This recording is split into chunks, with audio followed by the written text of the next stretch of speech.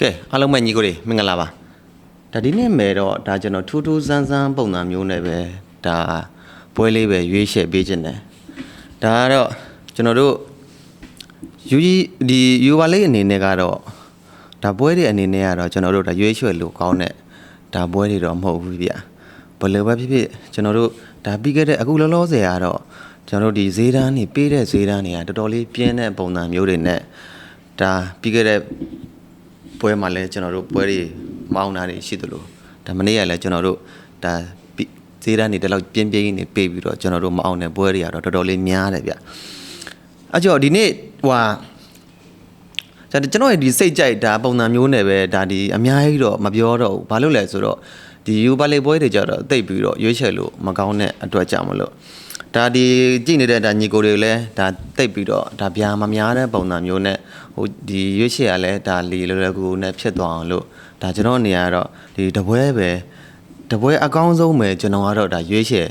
ပေးဖို့ဒါရှိပါတယ်အကြောတကယ်လို့အကြိုက်တူမယ်ဆိုရင်တော့ဒါစောင့်ပြီးတော့ဒါကြည်သွားစေချင်တယ်ဒီပထမဆုံးဒါကျွန်တော်ပြောချင်တာကတော့ဒီကျွန်တော်ဒီဘောလုံးပဲဒီပွဲချိုသုံးသက်ပေးတယ်ဆိုတာဒါကိုယ့်ရဲ့ဝါသနာရသုံးသက်ပေးတာဖြစ်ပါတယ်အဲကြတော့ဒီကျွန်တော်ပေးလိုက်တဲ့ပွဲတွေကကျွန်တော်အပိုင်ဆိုပြီးတော့ပေးတာတပွဲမှာတော့မရှိပါဘူးအဲကြောဒီကျွန်တော်ပေးလိုက်တဲ့ပွဲလေးတွေကဒီဈေးတန်းလေးတွေနဲ့ဒီဈေးတန်းလေးတွေနဲ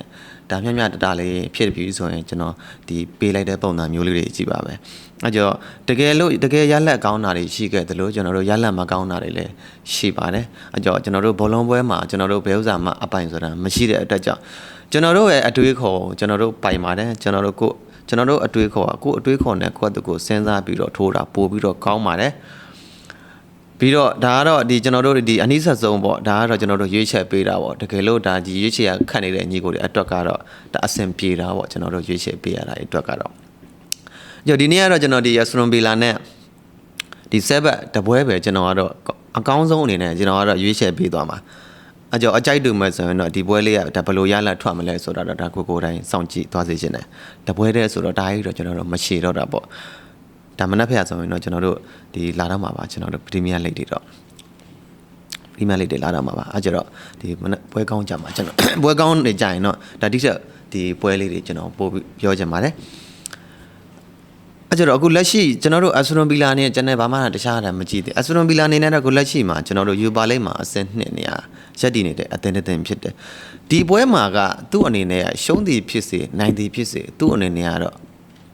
ဘယ်လိုပဲဖြစ်ဖြစ်ယူပါလိမ့်မှာတော့အဆင့်ရတော့ရှိနေမှာပဲ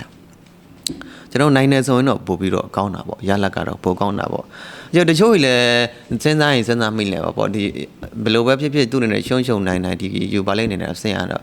့ဒီပုံစံတက်မယ်ဆိုတဲ့ပုံစံမျိုးတွေကတော့ဒါဆက်ပတ်တွေနေကြတဲ့ပုံစံမျိုးတွေလည်းရှိမှာပေါ့ဒါပေမဲ့အဲ့ဒီထဲမှာလည်းကျွန်တော်လည်းပါမှာပါဒါကတော့အများစုပေါ့အများစုထဲမှာကျွန်တော်လည်းပါပါတယ်ဒီအက်စတွန်ဗီလာအနေနဲ့ကတော့ဟုတ်ပါတယ်တကယ်လို့ဒီပွဲမှာသူ့အနေနဲ့နိုင်ရှုံအေးဆေးပါပဲသူ့အနေနဲ့ဒီဇေယျအထိတ်မာတယ်ရတော့အဲကြောအဓိကကျွန်တော်တို့7အနေနဲ့ကတော့ဒါဒီဘလိုမျိုးပုံစံနဲ့သူ့အနေနဲ့ကိုရယူနိုင်မလဲဖို့ဆိုတာပဲကျွန်တော်တို့အဓိကတစ်ချက်ကြည့်ရတော့မှာလက်ရှိဈေးတန်းအနေနဲ့ကတော့ကျွန်တော်တို့အက်စတွန်ဗီလာတစ်လုံး40အရှုံးပေးထားတယ်ကိုပေါင်းဈေးအနေနဲ့ကတော့လက်ရှိဈေးက3လုံး30အရှုံးဖြစ်သွားတယ်ဈေးတွေကတော့တဖြည်းဖြည်းလေးနေရတော့တက်နေတယ်အဲကြတော့အခုလက်ရှိမှာ3လုံး30ကျွန်တော်တို့4လုံးရှုမှတာအပြည့်စားရမယ့်ပုံစံမျိုးတွေကျွန်တော်တို့3လုံးကြာရင်တော့30ပဲရှုံမယ်ဆိုတဲ့ပုံစံမျိုးတွေကတော့ဒါကတော့ဘိုကီရဲ့ကျွန်တော်တို့ထိုးသားတွေကိုဆွဲခေါ်တဲ့လှက်ကွက်တွေပုံစံမျိုးတွေဖြစ်ပါတယ်ကျွန်တော်3လုံးကြာ30ပဲစားရမယ်ဆိုတဲ့အတွက်ကြောင့်ကျွန်တော်တို့ကိုပေါင်းအပေါ်တွေပါတယ်တွားရင်တွားခဲ့လိမ့်မယ်အများဆုံးအနေနဲ့ကတော့ဘယ်လိုပဲဖြစ်တုံးမှာကျွန်တော်တို့30ပဲရှုံရမှာလေအဲကြောင့်ကျွန်တော်တို့အပေါ်ပဲလိုက်ကြတာပေါ့အဲ့လိုပုံစံမျိုးတွေအနေနဲ့ကတော့ရှိပါမှာအခုကျွန်တော်တို့တစ်ချက်ပြန်ကြည့်ရမှာ7အနေနဲ့အခုလက်ရှိမှာသူ့လီဒါသူအဆင့်1မှာရှိတာကျွန်တော်တို့အခုယူပါလိမ့်အနေနဲ့7အနေနဲ့အဆင့်28မှာတော်တော်လေးကွာတယ်အဆင့်နေဒါဘယ်လိုပဲဖြစ်သူ့အနေနဲ့ကတော့ဒီနိုင်ရှုံသူ့အနေနဲ့ကလည်းဒါထပ်ပြီးတော့ဒါပြန်ပြီးတော့ရှိတာပဲကံဖို့တွေကတော့အဲကျတော့အခုလက်ရှိ7အနေနဲ့အဝေးကွင်းနဲ့ကောင်းလာဆိုတော့7ကအခုလက်ရှိဒီ9ပွဲပြီးခဲ့တဲ့9ပွဲကစားတာလည်းမသူ့အနေနဲ့ဒါဝေးကွင်းတကယ်မှာတော့မကန်ရသေးဘူးအဲကျတော့အခုဒီပြီးခဲ့တဲ့ကစားပွဲတစ်ချောင်းမှာတော့ဒါဒီတပွဲပဲရှုံးခဲ့တယ်ကျွန်တော်တို့ဒီတပွဲသိရင်တဲ့ဒါနိုင်ပွဲ3ပွဲထိအောင်ရယူထားတဲ့မျိုးတော့ရှိခဲ့တယ်အိမ်ကွင်းနေမှာဒါကတော့ ဒီအဝေးကွင်းထဲမှာသူကျွန်တော်ဒီပြီးခဲ့တဲ့ကစားပွဲတစ်ချောက်တွေပြန်ကြည့်မယ်ဆိုရင်အဝေးကွင်းထဲမှာသူ့အနေနဲ့နိုင်ပွဲအတွက်ရှုံးပွဲတွေကတော်တော်လေးများတယ်ဗျအကျော်တိတ်ပြီးတော့ဒီအပေါ်ကြီးသွားမဲ့လူတွေအတွက်ကတော့တိတ်ပြီးတော့ကျွန်တော်အနေနဲ့ကတော့ကျွန်တော်အနေနဲ့ပေါ့အမြင်နဲ့နေရတော့တိတ်ပြီးတော့အစင်မပြေဘူးလို့ထင်တယ်ပြီးတော့ဒီလက်ရှိဘိုကီဒီဈေးတန်းအရာတော့လက်ရှိဈေးတန်းပေါက်တာ3လုံး30ဆိုတော့ကျွန်တော်တို့3လုံးတော့3လုံးရှူးရင်တော့ကျွန်တော်30ပဲရှုံးမယ်ဆိုတဲ့အတွက်ကြောင့်အပေါ်ကြီးတွေသွားမဲ့လူတွေလည်းရှိတာကြောင့်ဒါကျွန်တော်အနေနဲ့ကတော့ကျွန်တော်အမြင်နဲ့ကတော့ပြောပြတာပါဒါကတော့ဒီ30အရှုံးနေနေကတော့ကျွန်တော်တို့မလိုက်သင့်ဘူးလို့ထင်တာပေါ့ဒီ body ကြီးလိုက်မလားဆိုတော့ body ကြီးကြောက်လဲကျွန်တော်တို့ဒီအစရွန်ဘီလာအနေနဲ့ကတော့ကျွန်တော်တို့တစ်လုံးအရှုံးနဲ့ပေါက်ထားတာ40အရှုံးဆိုတော့ဒါကတော့တစ်လုံးရှုံးတော့40တောင်ရှုံးဘယ်လိုပဲဖြစ်ကျွန်တော်တို့ကအရှုံးဘက်ကကြည့်ပဲပေါ်ကြရင်လည်းပေါ်တက်ရင်လည်းရှုံးအောက်ဆင်းရင်လည်းကျွန်တော်တို့ body ကြရင်လည်းရှုံးမှာဆိုတော့အောက်ကြီးပဲကောင်းတယ်ဒီနေ့ကတော့ဒါကျွန်တော်အမြင်ပါအောက်ကြီးပဲတော်တော်လေးကောင်းတယ်ကျွန်တော်ကတော့အောက်ကြီးပဲကျွန်တော်ကတော်တော်လေးကြိုက်တယ် body ချမယ်ဆိုရင်တော့ကျွန်တော်တို့ဒီပြောမယ်ဆိုရင်ဒီဘက်က1 စီလည်းဖြစ်ရင်1 စီပုံစံမျိုးလည်းပေါက်ရင်ပေါက်သွားနိုင်တယ်ကျွန်တော်တို့ဆက်ဘက်လည်းမပေးဘူးဆက်ဘက်လည်းနည်းနည်းအစားပဲပေးမယ်ကျွန်တော်တို့ဆက်ဘက်နေတော့ကျွန်တော်တို့အစားပဲပေးမယ်နည်းပြားစားပဲပေးမယ်အစရွန်ဘီလာနေတော့ကျွန်တော်တို့ကဒီအရှုံးပြားဆုံးပေးမယ်ဆိုတော့ဘယ်လိုပဲဖြစ်ဖြစ်ကျွန်တော်တို့ကဘယ်လိုအပေါ်အောက်နေနေကျွန်တော်တို့ကဒီဘိုကီဒီအနေနဲ့ကကျွန်တော်တို့ကြီးအကုန်လုံးအစားအကွက်ကြဘယ်နေရာနေလဲအကွက်ကြအကုန်အစားကြီးပဲသူကလောက်သွားတာဆိုတော့အဲ့ကြောင့်ကျွန်တော်တို့ကလည်းဒီသူပေးတဲ့ပုံစံမျိုးကိုမလိုက်ဖဲနဲ့ကျွန်တော်တို့အောက်ကြီးနေမယ်ဆိုရင်တော့တော်တော်လေးကောင်းတဲ့ရလဒ်ကိုထွက်မဲ့ပုံစံမျိုးတော့မြင်ရတယ်ဘာလို့လဲဆိုတော့တိတ်ပြီးတော့တဲ့အစရွန်ဘီလာအနေနဲ့တိုင်းရုံးကန်မဲ့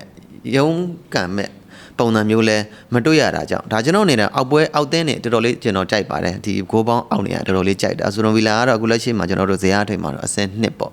အဆင့်2နေနေရတော့ဒီပြီးခဲ့တဲ့နောက်ဆုံး9ပွဲကစားတာမှလည်းသူ့အနေနဲ့ဒါဒီအိမ်ကွင်းမှာဒီ Everton နဲ့တပွဲပဲဒါရှုံးနေခဲ့တယ် 0-1 နဲ့ဂိုးပြတ်တွေကတော့တိတ်ပြီးတော့နိုင်တဲ့ပွဲတွေကတော့မရှိဘူးအစရွန်ဘီလာဂိုးပြတ်တွေ C2 တို့ဒီပြီးခဲ့တဲ့ဒီအဝေးကွင်းမှာကစားတဲ့ဒီနယူကာဆယ်နဲ့ပွဲတော်တော့ C2 နဲ့အနိုင်ရရှိခဲ့တဲ့တပွဲပဲရှိတယ်အိမ်ကွင်းမှာကစားတဲ့ပွဲဆိုကျွန်တော် Everton နဲ့တပွဲပဲဒါရှုံးနေခဲ့တယ်ဆိုတော့